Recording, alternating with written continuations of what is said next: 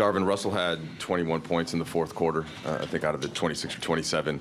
What did you see in him, and what were the types of sets that you wanted to get to, and how much was he able to do to execute within those? Just targeting. We have a set point rub. Basically, we're doing a lot of it out of horns. There's a lot of different varieties. The guys did a good job of mixing up things where he hit AR on the back door. One time, AR popped. One time we went over the top of the secondary screener. But that's D-Lo, man. Just playmaking, constantly thinking the game. He kept his word when I told him to take over the game. I told him in the first half, stay aggressive. I need you to be aggressive all night. And he did that. And the communication was at such a high level, man. Just everybody communicating, all the guys that played, everybody that, maybe didn't play, guys that are on the inactive list, everybody just engaged. The energy on the bench was supreme. And so that's a hell of a ball club over there. Championship caliber team through and through. And it was great to get this bounce back win against a team like that after what happened here on Wednesday. Dinwiddie's been a creator, a high-usage guy for a lot of his career. He said he's come here and really tried to embrace a role. Would that be typified by that last play there on Lillard? Absolutely. Him, Cam, all those guys had a tough matchup, trying to guard Dame, trying to guard Giannis, and, they got shooters everywhere. And so to be able to stay the course, Rui, struggling a little bit offensively, makes a huge three-point shot for us. AD, tweaks his shoulder, whatever, and he just pushes through. It was phenomenal. Great team win. D'Lo put you in a position, I think, to go up 5 with 4.5 minutes to go or somewhere around there. The Bucks stormed back to take the lead. Just a week ago, we saw Denver. You're kind of in that moment, and then Denver pushes ahead. Like, what character did you guys show in that moment? I just think guys continuing to have a next play mentality. Not be befuddled by what happened and how did they score, and you have to be aware. But if you overly concern yourself with that type of deal, it could bleed into the next possession.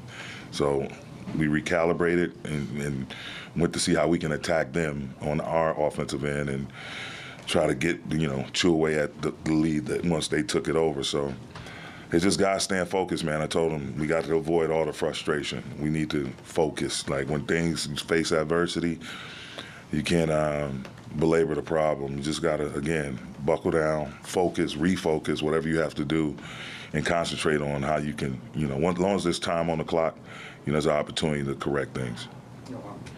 Darvin, you mentioned AD's shoulder. Do you know what happened to it, and is that something he's being evaluated for? I think he's got bumped, somebody fighting through a screen or something like that. He's being looked at, so we'll see. We'll have an update tomorrow at some point.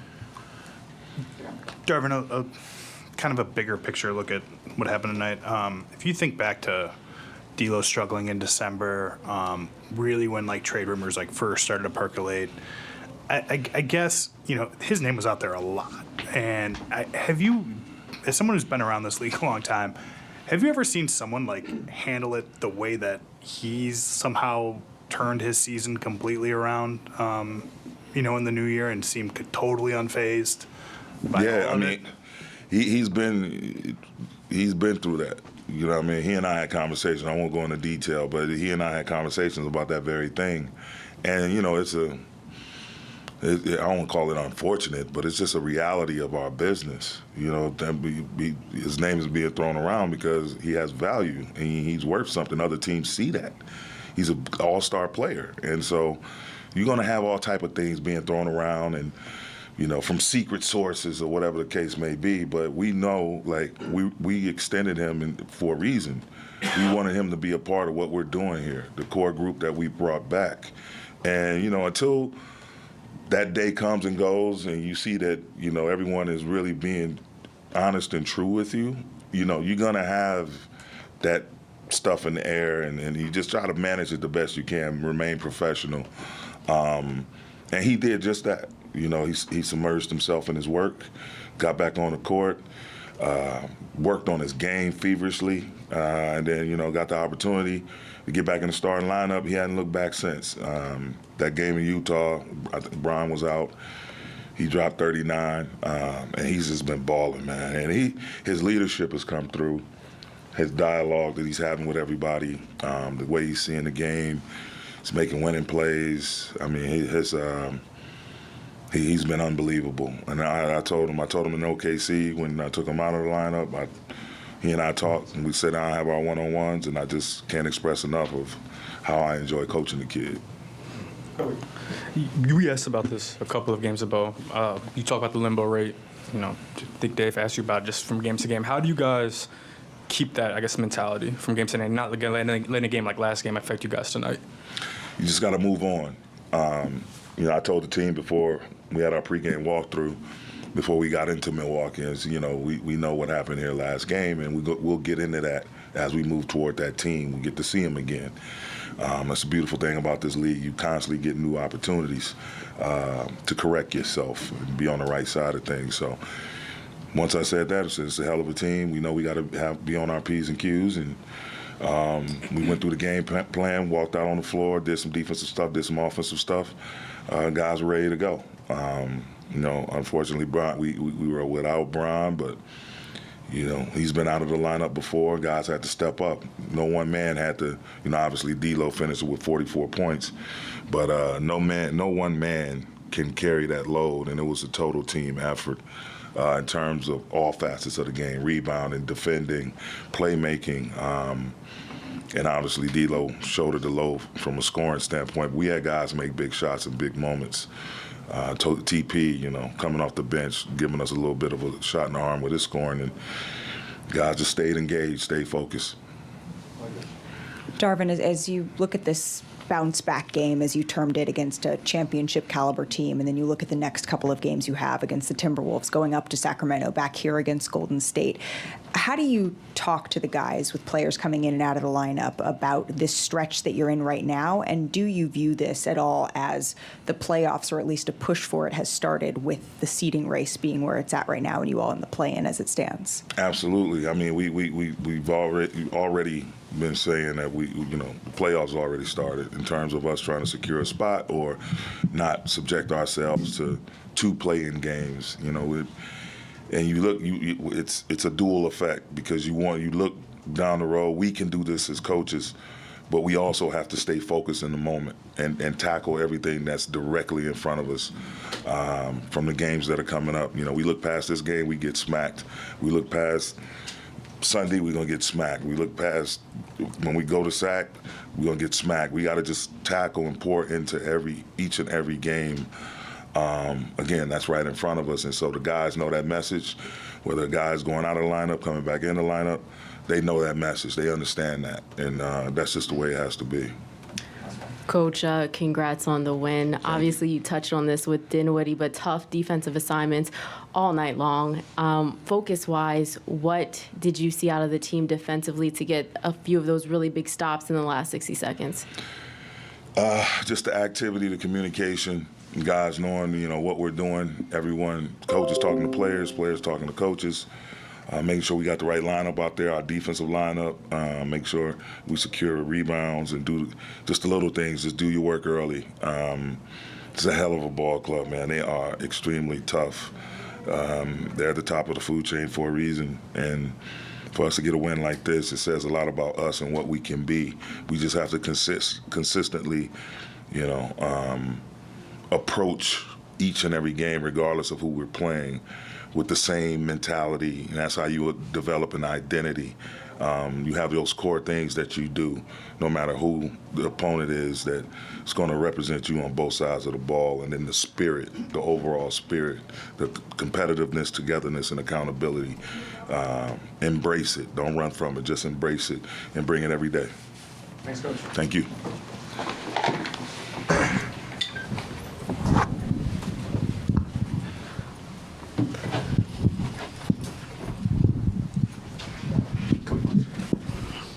D'Lo, can you just take us through what you were seeing on that last play where you seemed like you were navigating pick and roll between Dame and Brooklyn before you made that go-ahead floater? Just attack. We knew what we were trying to do, what we were trying to get to. It looked like they fumbled the coverage a little bit. Was just trying to be aggressive at an earlier time to give us time if we missed the shot, get a rebound, things like that. We got it, made it. Got to stop. It's huge. Can you, D'Lo, just generally describe the rhythm that you've been in here for now 2 months? And is there anything that you think triggered that? I mean, I said it when I set out. A few games I had like a tailbone injury and something. I mentioned to you, Dave, just recognizing, the pockets that I could be more aggressive in and be efficient in. And I saw it and attacked as soon as I came back. This is the NBA, so like every position is stacked to some degree, but playing point guard, some of the best talent in the league is at that position. What does it mean for you to go up head to head with someone like Dame Lillard and all his credentials and show out? It's never head to head for me. I always try to make the play that I know I can make. I never take that one-on-one kind of battle. I never take that return game. Oh, you're going back home. Let's have a big game. I never do that. I just try to attack what the game's allowing me to attack, and be sure in what I'm trying to do. If it's passing or if it's scoring, just be decisive. D'Angelo, you've had a few of these moments now in this building this year, just rallying the crowd, impacting winning. After what you did from a scoring standpoint, you saw Spencer get the block. Could you kind of relate to how he was feeling, like his first moment here, kid from here, and then what did you see on that he's play? only going to continue to get comfortable. I know what he's capable of. Everybody here is going to be quick to judge him for not putting up numbers and all of that, but when you watch him, he does all the little things. He's super versatile. I mean, it's a reason why all the winning teams have had a piece of him and want to use him and utilize him. Here, his role may be a little different, but he's more than capable of doing everything for us to win.